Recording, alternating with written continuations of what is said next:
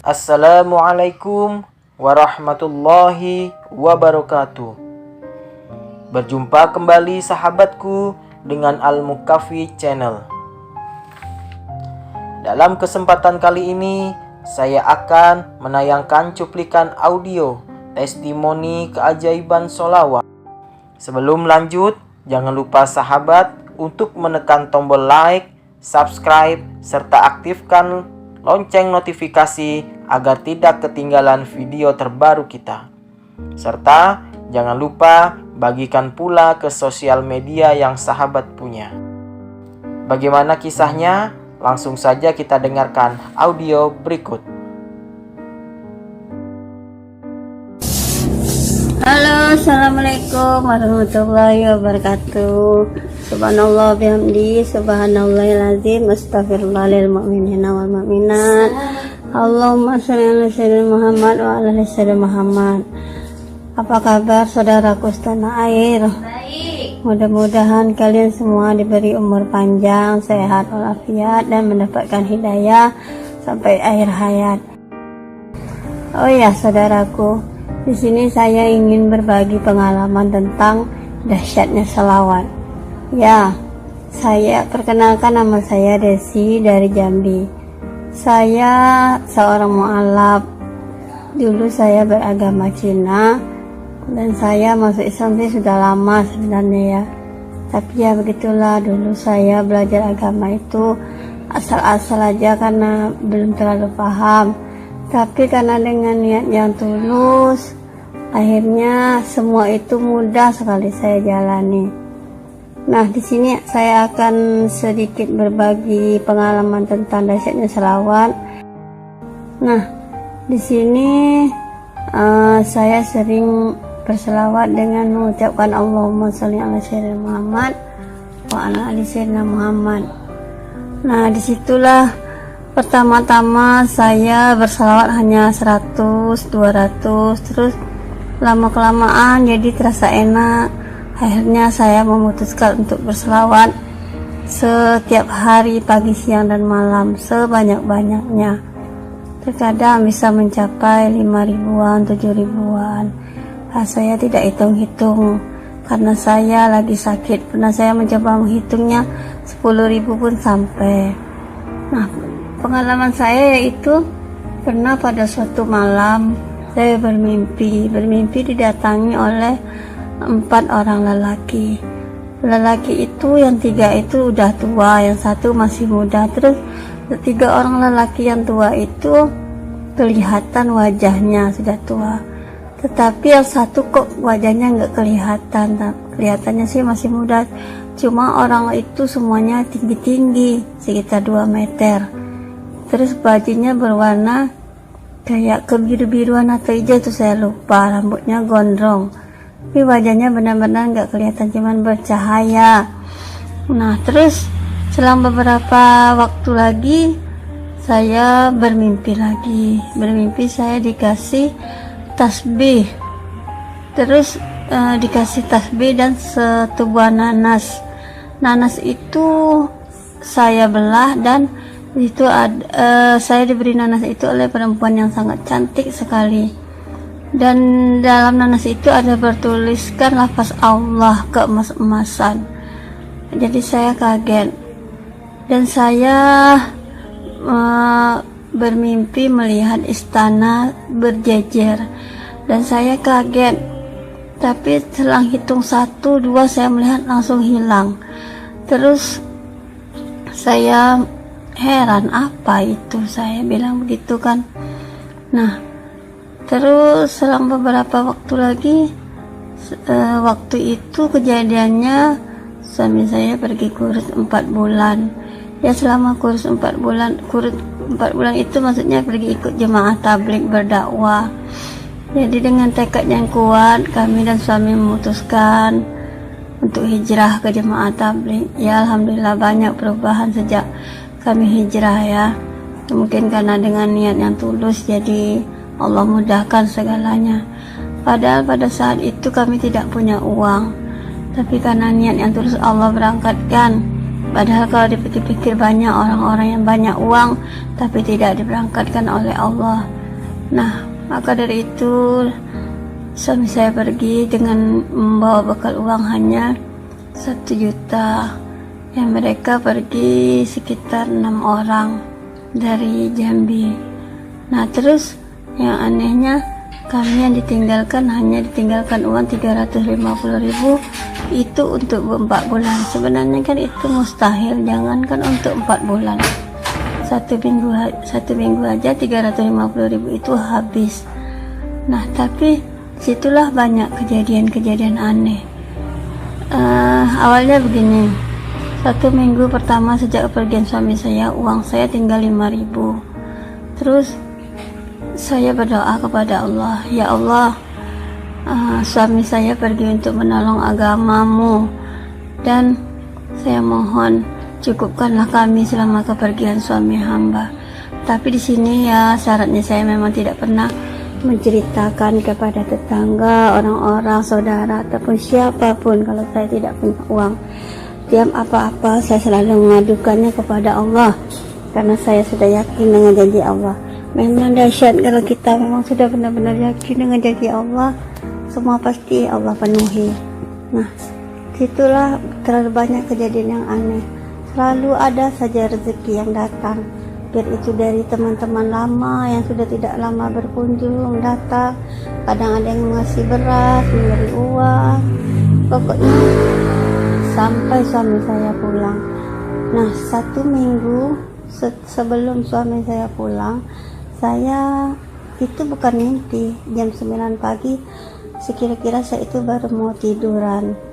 Terus saya dikagetkan dengan suara assalamualaikum. Terus saya menjawab waalaikumsalam. Terus itu datang seorang laki-laki berjubah, tapi wajahnya nggak kelihatan, aneh. Tapi kok mata saya ini nggak bisa melihatnya. Saya seolah-olah tertunduk ke bawah mata saya. Nah, terus saya disitu bertanya, kamu siapa? Terus dia hanya bilang begini, teruslah berselawat. Lalu saya pun kaget dan saya terus membaca selawat. Terus setelah selang beberapa menit dia tidak berbicara apa-apa. Saya pun saking ada rasa takut atau apa, terpegan dan tidak bisa berbicara.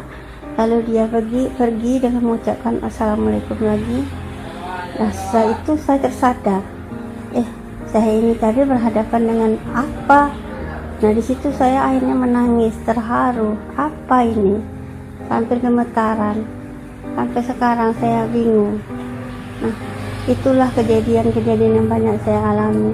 Dan setelah suami saya pulang, saya ceritakan kepada suami saya kejadian ini. Suami saya pun kaget.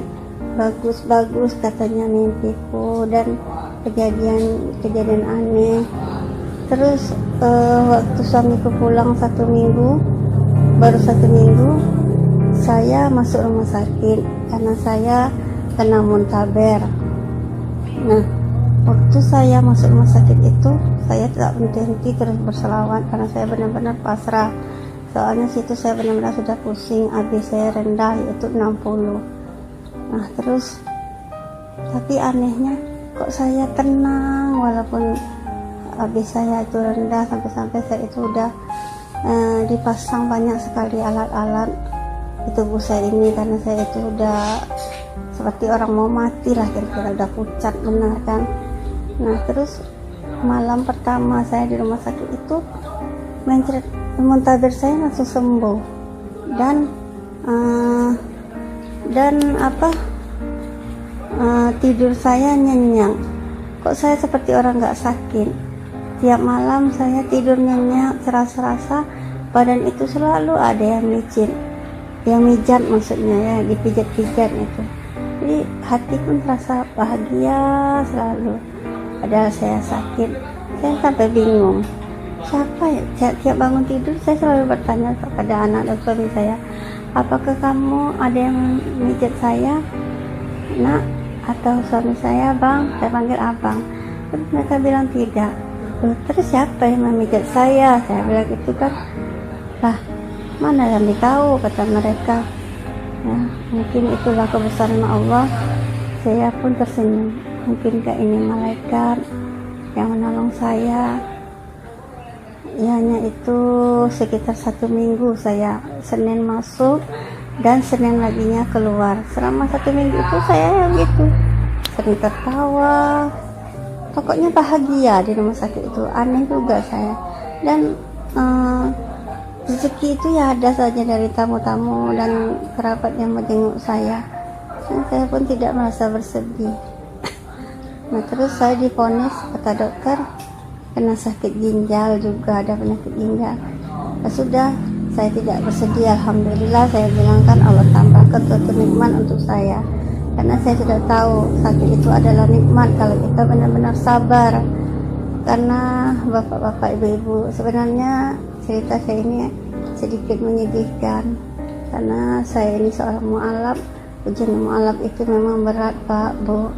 Ya, tapi kalau kita hadapi dengan kesabaran dan ketulusan, karena kita tahu kita hidup di dunia ini memang untuk diuji.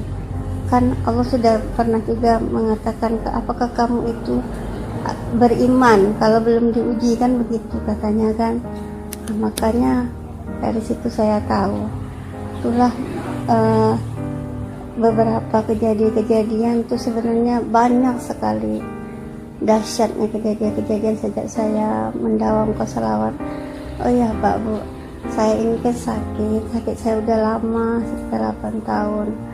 Nah, selama saya sakit itu saya hanya bisa berbaring di kasur, paling jalan-jalan sebentar di dalam rumah saya yang tidak bisa lagi keluar rumah.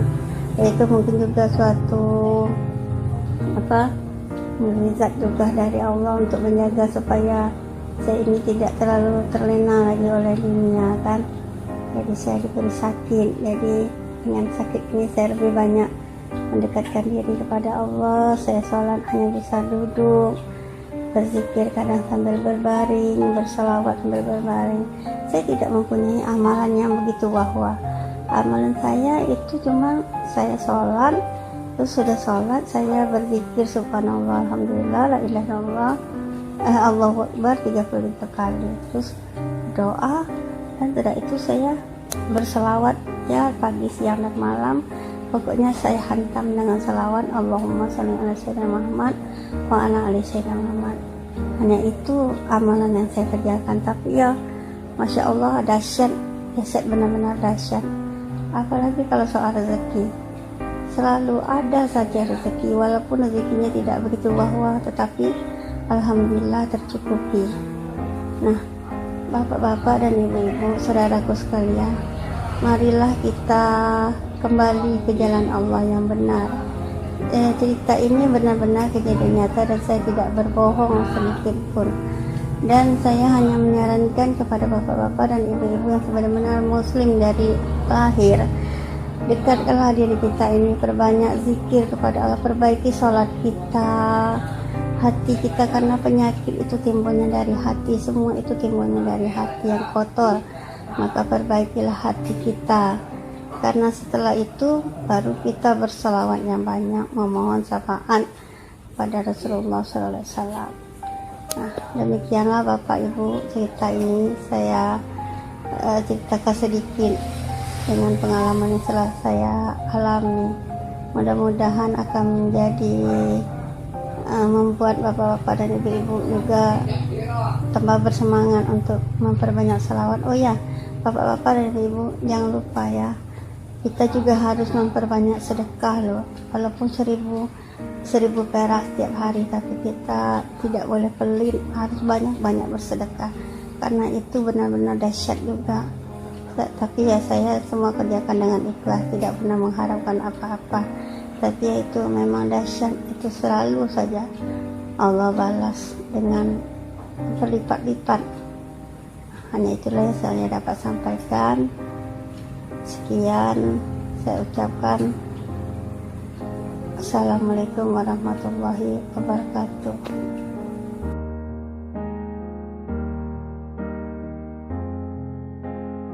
Demikian testimoni keajaiban sholawat.